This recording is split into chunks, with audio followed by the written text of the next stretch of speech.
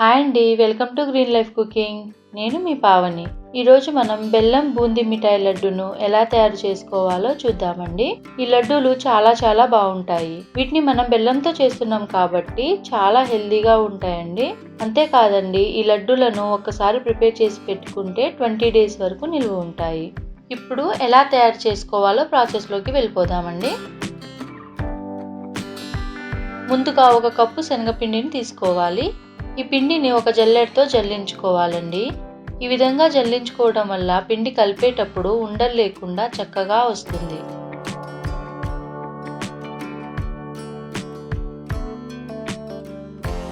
ఇప్పుడు ఇందులోనే 1/2 కప్పు వరకు బియ్యం పిండిని వేసుకోవాలి.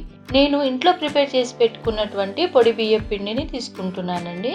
కొద్దిగా వంట సోడాను కూడా వేసి ఇలా విస్కర్ తోటి ఒకసారి కలుపుకోవాలి. దీంట్లోనే వాటర్ని కొద్దిగా పోసుకుంటూ ఉండలు లేకుండా కలుపుకోవాలి.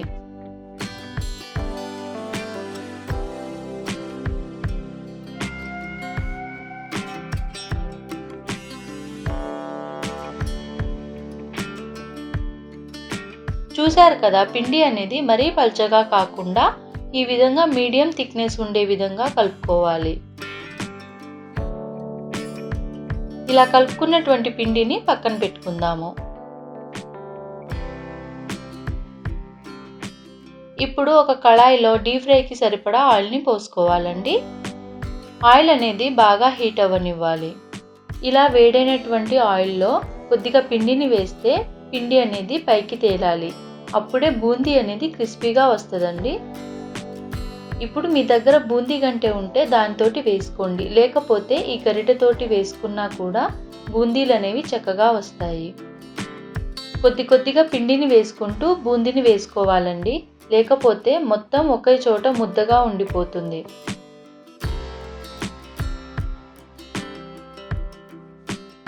బూందీ అనేది ఈ విధంగా క్రిస్పీగా అయ్యే వరకు వేయించుకోవాలి.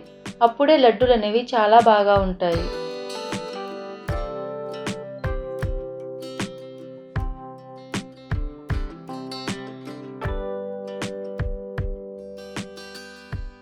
బూందీని ఈ విధంగా వేయించుకొని పక్కన తీసి పెట్టుకుందాము.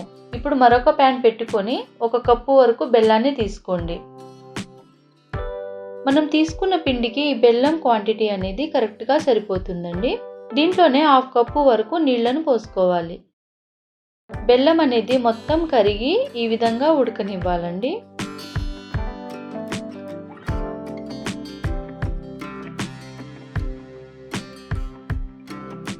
ఇలా ఉడికిన తర్వాత కొద్దిగా ఇలాచీ పౌడర్ని వేసుకొని ఒకసారి కలుపుకోండి. ఈ బెల్లం అనేది ముదురు పాకం వచ్చేంత వరకు ఉడికించుకోవాలి. ఇప్పుడు ఈ బెల్లం ముదురు పాకం వచ్చిందా లేదా తెలుసుకోవడానికి ఒక బౌల్లోకి నీళ్లను తీసుకొని పాకాన్ని ఇందులో వేసి చూసుకోవాలి.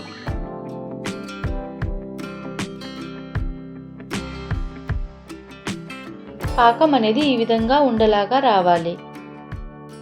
ఇప్పుడు మనం ముందుగా ప్రిపేర్ చేసి పెట్టుకున్నటువంటి బూందీని ఈ పాకంలో వేసుకొని కలుపుకోవాలి.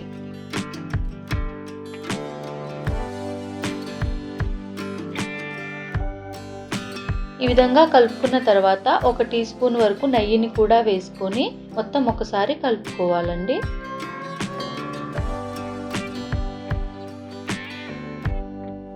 ఇప్పుడు ఒక ప్లేట్లోకి నెయ్యి రాసి ఈ బూందీని ఆ ప్లేట్లోకి తీసుకోవాలి.